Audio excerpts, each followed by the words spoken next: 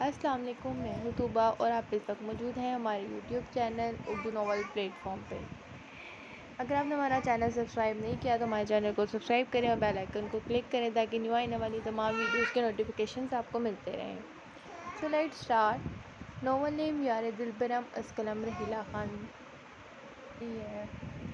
انفال بھرپور نیند لے کر اٹھی تھی۔ اسے اپنے آس پاس سے مہک کی خوشبو محسوس ہوئی تھی۔ اسے نگاہیں پورے کمرے میں دوڑائیں پر مایوس ہو کر واپس لوٹ آئیں، پر اپنے وجود سے اس کی خوشبو محسوس کر کے انفال کا دل دھڑک اٹھا تھا۔ تبھی وہ اپنی حالت سے گھبراتی جلدی سے بیڈ سے اٹھی تھی۔ نظر مرر پر پڑتے اپنے عکس پر پڑی۔ دونوں گالوں پر اس کی شدت کے نشان واضح تھے، جبکہ گردن اس کی لمس سے سرخ تھی۔ جگہ جگہ سرخ دھبے تھے۔ بکھرے بال، دوپٹے سے بے نیاز نکھرا سراپا۔ وہ خود کو دیکھ کر شرما گئی تھی، جبکہ دل گویا ہاتھوں میں دھڑکتا محسوس ہوا تھا۔ چہرہ بھاپ چھوڑنے لگا تھا۔ مہک رات ادھر رہے تھے؟ اف، میں کیسے نہیں اٹھ سکی؟ وہ دونوں ہاتھ اپنے گرم چہرے پر رکھ کر کپکپاتی آواز میں بولی۔ کچھ سوچ کر اس کی نظریں وال کلاک پر پڑی، جہاں گھڑی کا ہندسہ 9 بجانے کا انادیہ دے رہا تھا۔ اس کا دل پسیوں سے سر پٹکنے لگا تھا، گویا ساری رات وہ اپنی من مانیاں کرتا رہا تھا، جس کا اندازہ اسے خود کی بکھری حالت دیکھ کر اچھے سے ہو رہا تھا۔ میں اتنی دیر تو کبھی نہیں سوئی، پھر اب کیسے؟ وہ جانتی تھی مہا جب اس کے قریب آتا تھا تو دنیا بھول جاتا تھا اور اس کی گرفت میں جنون اور شدتیں محسوس کرتی وہ چھلا سی رہ جاتی تھی، اور اب ساری رات وہ اسے بنا کسی مزاحمت کے اس کے حصار میں اس کی دسترس میں تھی۔ انفال کے وجود میں سرد لہریں سرایت کر گئی تھیں۔ وہ پہلے بھی تو اس کے پاس ہوتی تھی اور مہر رات اسے اپنے حصار میں لے کر اسے زبردستی سونے کا کہتا تھا، پر پہلے وہ حویلی میں تھی، اسی لیے اسے کچھ دھارس ہوتی تھی، حالانکہ جانتی تھی کہ گھر والوں کی بھی مہر کے سامنے نہیں چل پاتی ہے، پر پھر بھی دل کو تسلی سی تھی۔ اور یہاں تو وہ اس کی قید میں، اس کے رحم و کرم پر تھی۔ وہ دانتوں تلے نچلا لب کچلتی اپنی سوچوں میں گم تھی، جب دروازے پر دستک دیکھ کر ملازمہ اندر آئی۔ میڈم، ناشتہ تیار ہے۔ ملازمہ نے میڈم کی حالت دیکھ کر مانی خرجی سے مسکراتی گویا ہوئی کہ انفال نے آنکھیں سکوڑ کر اسے گھورا۔ وہ کہاں ہے؟ وہ کون جی؟ ملازمہ شرارت سے بولی۔ کل رات سے ان کی اچھی خاصی دوستی ہو گئی تھی۔ اسے اپنے یہ کیوٹ سی میڈم بہت پسند آئی تھی، اور انفال مہر کے جانے کے بعد کافی دیر تک اس سے باتیں کرتی رہی تھی، اپنے دل کی اداسی ختم کر رہی تھی، اور ملازمہ نے بھی اپنی میڈم کو باتوں میں لگا کر اپنے گاؤں کے قصے سنا کر ساری اداسی بھگا دی تھی، اور مہر کے کہنے پر اس کو سوتے ٹائم وقت دودھ کے ساتھ نیند کی گولیاں ملا دی تھی، ورنہ تو وہ رات بھر جاگتی رہتی، جبکہ اس کے لیے نیند ضروری تھی، جس کے باعث انفال بھرپور سکون کی نیند سوئی تھی۔ صبح بھی دیر سے اٹھی تھی راحت؟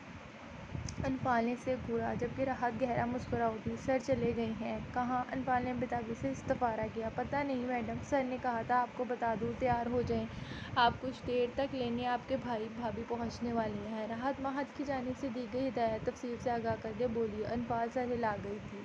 کچھ گواہان، جو کہ حلیے سے غنڈے ہی لگ رہے تھے، اور قاضی صاحب کے ساتھ وہ دل جلا دینے والی مسکراہٹ لبوں پر سجائے اسے خستہ حال کمرے میں آیا۔ سامنے ہی وہ سر پر دوپٹہ اوڑھے تھی، جبکہ ہونٹ سے نکلتا خون اب جم سا گیا تھا، جسے وہ چہرے کے آگے دوپٹہ کر کے چھپا گئی تھی۔ کچھ دیر میں وہ جملہ حقوق اس گنڈے کے نام کر چکی تھی، اور سوچ میں اس قدر محور تھی کہ جس کے ساتھ نکاح ہو اس کا نام تک نہ سن پائی تھی، نہ ہی اسے کوئی دلچسپی تھی، اس لیے اسے اس نکاح کی کوئی اوقات نہ تھی۔ وہ تو اپنی جان بچانے کے لیے اسے جبراً کہہ رہی تھی، ورنہ کہاں وہ اور کہاں یہ جاہل گواہ؟ رومانہ نے نحوست سے سر جھٹکا، جبکہ قاضی صاحب نے اس کی رضامندی پوچھی، اور اس کو کسی دباؤ کے بغیر اقرار یا انکار کرنے کا کہا، تو وہ قاضی کے پیچھے کھڑا ببل چباتا مکمل انجان بنا ہوا تھا، جبکہ ہاتھ میں پکڑے گن کا رخ اس کی جانب تھا۔ رومانہ یہاں سے جانے کی جلدی تھی، تبھی فوراً رضامندی دیتے ایجاد و قبول کے مراحل طے کر چکی تھی۔ قاضی اور گواہ خان کو بھیج کر وہ مزے سے اس کے قریب بیٹھا تھا، اور رومانہ اچھل کر چارپائی سے اٹھ کھڑی ہوئی تھی۔ مجھے جانے دو اب، وہ غصے سے پھنکا رہی تھی۔ ٹھیک ہے، چلی جانا، پہلے میرے کو شوہر والی فیلنگ تو محسوس کر لینے دو۔ میں اب شادی شدہ ہوں، اور وہ تیرے پاس آئے بغیر ممکن نہیں۔ آجا، یہاں بیٹھ۔ وہ مسکراہٹ دبائے اس کے لال بھنبھوا چہرے کو دیکھ کر مزے سے بولتا، اور رومانہ کو مزید لال پیلا کر گیا تھا۔ تیرے پاس بیٹھتی ہے میری جوتی؟ وہ یکدم چلا اٹھی تھی۔ ہا ہا ہا، رومانہ کا خاصا لڑاکا عورتوں کی طرح کہنے پر اس کا قہقہ گونجا تھا۔ بیبی دیکھ، چند گھنٹے کی صحبت کا اتنا اثر ہوا جو تو میری زبان بولنے لگی ہے۔ اب بس میری قربت میں گزاری ایک رات کی بات ہے، میں بھی تیرے کو اچھا لگنے لگ جاؤں گا۔ وہ اس کے لفظ تیرے بولنے پر سر اڑاتا ہوا گویا ہوا تھا، جبکہ مسکراہٹ ہونٹوں سے جدا ہونے سے انکاری تھی۔ اس کی شوخ اور بے باک نگاہیں رومانہ کے سراپے پر جمی ہوئی تھیں۔ اسے یوں دیکھنے پر رومانہ نفرت بھری نگاہوں سے زاویہ بدل گئی تھی۔ زیادہ بکواس کرنے کی ضرورت نہیں ہے، جا رہی ہوں میں، تلملاتی ہوئی دروازے کی طرف بڑھی، تبھی وہ پھرتی سے اٹھ کر کے راستے میں حائل ہوا تھا۔ میرا بھی تیرے کو محسوس کرنے کا من نہیں، چلی جا، پر تیرے کو پہلی اور آخری بار آگاہ کر رہا ہوں، میری بارے میں کسی کو بتانے کا نہیں، ورنہ… وہ کہہ کر اپنی بات ادھوری چھوڑتا اسے کھینچ کر اپنے قریب کرتا، مٹھی میں اس کے بال دبوچ کر سر کو پیچھے جھٹکا دیا اور اس کی گردن پر جھک کر وہاں اپنے دانت گاڑ چکا تھا۔ آہ! وحشی انسان! رومانہ تکلیف کی شدت سے چیخی تھی، اسے خود سے دور دھکیلا، جبکہ آنکھوں میں آنسو بہہ نکلے تھے، ورنہ اس سے بھی زیادہ وحشی ثابت ہوں گا تیرے لیے۔ وہ ہاتھ کی پشت سے ہونٹ صاف کرتا سرد لہجے میں بولا، جبکہ رومانہ نے چپتی نظروں سے اسے دیکھا تھا، ہاتھ اپنی گردن پر جماتا جہاں سختی سے اسے کاٹا تھا۔ اکیلے جانے کی ضرورت نہیں ہے، میرا ایک آدمی چھوڑ کر آئے گا تیرے کو، اپنی منحوس شکل دیکھ کر دفع ہو جاؤ یہاں سے۔ اس نے ناگواری سے بول کر اس کو دروازے سے باہر دھکا دیا تھا۔ رومانہ کو اس کی حرکت سبکی سی محسوس ہوئی تھی۔ اہانت کے مارے چہرہ سرخ ہو گیا تھا کہ وہ لگا جانے والی نظروں سے اسے دیکھنے، دانت کچکچا کر پیر پٹکتی 9-2-11 ہو گئی تھی۔ سلور رنگ کی گاڑی سڑک پر فل اسپیڈ سے آگے بڑھ رہی تھی، جبکہ گاڑی کے اندر اگلی نشست پر بیٹھا وجود مسرور سا مونچھوں کو تاؤ دے رہا تھا۔ اسی اگلی سیٹ پر اس کا خاص ملازم چوکس بیٹھا تھا اور چوکنا ہو کر نظریں گاڑی سے باہر دوڑا رہا تھا۔ انہیں حویلی تک پہنچنے کے لیے غالباً مزید 15 منٹ درکار تھے، جبکہ وہ پچھلے 20 منٹ سے اس منزل کی جانب تیزی سے بڑھ رہے تھے۔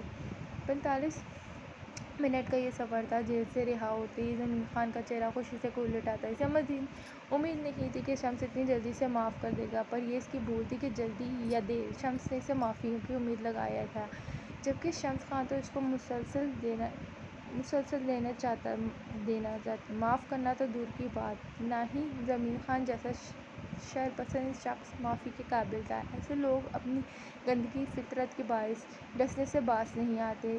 انہیں معاف کرنا خود کے لیے ظلم کرنے کے مترادف ہے۔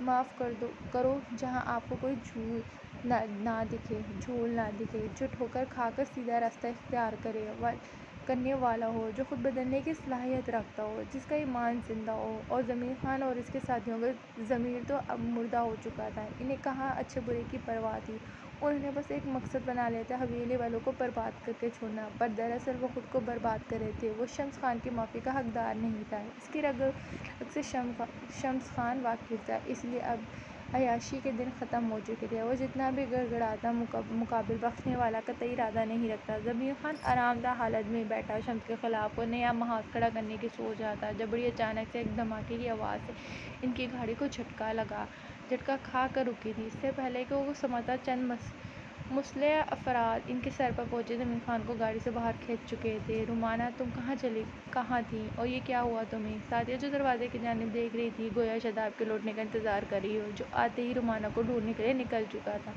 اور وہ اپنی اضطرابی کیفیت میں اپنے بچوں کو دیکھنے کی خاطر ہلکان ہو چکی تھی۔ تبھی رومانہ کو دروازے سے اندر آتا دیکھ وہ پریشان سی اپنی جانب اٹھ کر اس کے پاس آئی بولی تھی، جبکہ رومانہ اپنی ماں کے گلے لگتے بغیر کچھ بولے آنکھیں موند گئی تھی۔ مجھے بہت بھوک لگی ہے یار، کچھ کھانے کو دیں؟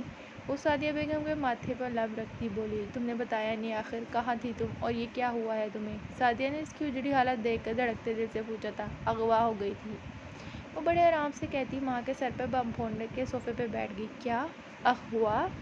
حیرت اور پریشانی سے سعدیہ کی مدھم آواز نکلی۔ آخر کو اپنی بیٹی ہی اتنی خوبصورت اور ماں کی حالت دیکھ کر گہرا مسکراتی انہیں ریلیکس کرنے کی خاطر بولی، جبکہ دل میں سے کنڈے کو لقبات سے نواز رہی تھی، تم بہن بھائیوں کو کوئی کل سی دے نہیں ہے، میرا یہاں دل بیٹھا جا رہا ہے۔ سعدیہ بیگم غصے سے بولی تھی، جو اغوا ہو گئی تھی نہ جانے کیسے بچ کر آئی ہے، کس نے کڈنیپ کیا، اور یہ بتانے کے بجائے خوبصورتی سرا رہی تھی، کیا وہ پاگل تو نہیں ہو گئی؟ سعدیہ بیگم کو بیٹی کی حالت پر شبہ ہوا تھا۔ ٹھیک ہوں یار، آپ بھائی کو بلوائیں، پھر آپ کو تفصیل سے بتاتی ہوں، وہ کہتی صوفے سے اٹھ کر اپنے کمرے کی جانب بڑھ گئی۔ یار یہ تم کیا کہہ رہی ہو لڑکی، میری انفعال ایسا نہیں کر سکتی، وہ کیوں تمہیں کڈنیپ کروائے گی؟ خانہ میں رومانہ کی کہانی بتانے پر غصے سے گرج اٹھی تھی۔ صبح ہی بدر، عفنان، صمد، علی چاروں انفعال کو تلاش کرنے نکل گئے تھے، حتیٰ کہ نمرہ کے گھر سے بھی انفعال کے بارے میں پوچھ آئے تھے۔ دوسری جانب مہد بھی تن تن کرتا حویلی سے نکل گیا تھا، جبکہ حارث اور ندا کو ایسے حالات میں جانا ٹھیک نہیں لگ رہا تھا، پر مہد کے حکم پر وہ معذرت کرتے شرمندہ ہو کر رہ گئے تھے کہ خانہ بھی نے انہیں پیار کرتے حارث کی ڈیوٹی کے پیش نظر انہیں جانے کی اجازت دے دی تھی۔ حویلی میں پریشانی چھائی ہوئی تھی، یکدم انفال کی غیر موجودگی نے ساری خوشی سے بھی ختم کر دی تھی۔ چھوٹی حویلی سے بھی یہ سب یہاں آ گئے تھے، اب سوائے شمس کے باقی سب لاؤنج میں بیٹھے رومانہ کی کہانی سے ان پہ حق دق ہو کر رہ گئے تھے۔ میں سچ کہہ رہی ہوں، اسی نے مجھے کڈنیپ کروایا تھا، خواہ خود وہاں سے چلی گئی، رومانہ اپنی بات پر زور دیتی، جبکہ مہد نے زور سے مٹھیاں بھیج کر اپنے اشتعال پر قابو پایا ہوا تھا۔ یہ لڑکی ساری حدیں پار کرتی جا رہی تھی، اسے اپنی عزت کی بھی پرواہ نہ تھی۔ مہد کی سرد نگاہیں اسی پر جمی تھیں۔ خانم بھی بس کریں، ایک تو آپ کی لاڈلی نے میری بیٹی کو اغوا کرایا، اسے تشدد کا نشانہ بنایا، اور آپ اسے ہی باتیں سنا رہی ہیں۔ سعدیہ بیگم کی سائڈ کہتی غم سے بولی، بس سعدیہ، مجھے سمجھ نہیں آ رہی کہ انفال اسے اغوا کیوں کروائے گی، اس کی دشمنی ہے اس سے، اس کا کیا فائدہ ہوگا رومانہ کو کڈنیپ کرا کر پھر چھوڑنے میں۔ خانم بھی سوال اٹھاتی رومانہ کو بخلانے پر مجبور کر گئی، یہ تو آپ اسی سے پوچھیں، آخر کیوں کیا اس نے میرے ساتھ ایسا۔ رومانہ نے لب بیچ کر گئی تھی، جبکہ باقی سب انتہائی پریشان تھے۔ شائستہ نے رو رو کر برا حال کر دیا، کہیں سے بھی انفال کی خبر نہیں ملی تھی، مایوس ہو کر لوٹ آئے تھے، اوپر سے رومانہ کے انکشاف سے وہ مزید ہول اٹھی تھی۔ کوئی بھی یہ ماننے کو تیار نہ تھا کہ انفال کہیں جا چکی ہے اور رومانہ کو کڈنیپ اسی نے کروایا تھا۔ ہو سکتا ہے اس نے تمہیں اغوا کیا ہو، اسی نے ہمارے انفال کو بھی اغوا کیا ہو، تم فضول میں انفال پر الزام لگا رہی ہو۔ خانم بھی رومانہ کی حالت دیکھ کر تھوڑا نرم پڑ کے بولی تھی، جبکہ سب نفوس میں گہری خاموشی چھا گئی۔ تبھی اس گہرے سکون کو مہد کی آواز نے توڑا، وہ اپنی مرضی سے گئی ہے، اس کا ثبوت یہ ہے۔ مہد پاکٹ سے لیٹر نکال کر میز پر رکھتا شاداب کی جانب سخت نظروں سے دیکھتا بولا تھا کہ رومانہ اب شاداب کے دل میں اپنی جانب سے تمام شک و شبہات دور کرتی ان کا داؤں انہی پر آزما چکا تھا۔ جبکہ اس کے لمحے ان دونوں بہن بھائیوں نے ایک دوسرے کی جانب دیکھا، تو اس کا مطلب انفال کو کسی نے کڈنیپ کیا ہے۔ رومانہ سرگوشی نما شاداب سے بولی، ہو سکتا ہے، پر مجھے مہد پر بھروسہ نہیں۔ شاداب مشکوک نظروں سے مہد کو دیکھتا بولا تھا، انفال کہاں ہے؟ شمس فارم ہاؤس میں قدم رکھتا مہد کو تسلی سے صوفے پر بیٹھا کافی پیتا سکون سا دے کر سرخ انگار آنکھیں اس پر ٹکائے دھڑا۔ اس کا یہ پرسکون انداز شمس کو ایک آنکھ نہ بھایا تھا۔ وہ جانتا تھا انفال کے متعلق ساری باتیں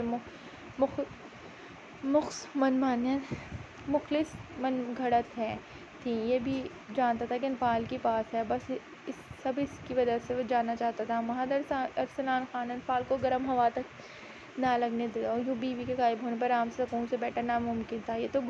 یہ تو دنیا کھنگال ڈالتا، پتال سے بھی ڈھونڈ لاتا، بشرطے اس کی بیوی غائب ہوتی، جب بھی اس کے پاس پرسکون رہنا بنتا تھا۔ شمس ضرور کام نمٹا کر بڑی حویلی آیا اور خبر سننے کو ملی کہ شمس خان نے غصے سے زال پوچھی۔ مہد کی حرکتیں اچھی طرح سے واقف تھا، تبھی شمس سب کو تسلی دے کر وہاں سے مہد کے فارم ہاؤس آ گیا۔ صالح صاحب، اطمینان رکھیں، میری بیوی کے متعلق میں اچھے سے جانتا ہوں، آپ کو پریشان ہونے کی ضرورت نہیں۔ وہ مزے سے بول کر شمس خان کو مزید طیش دلا گیا تھا۔ جاری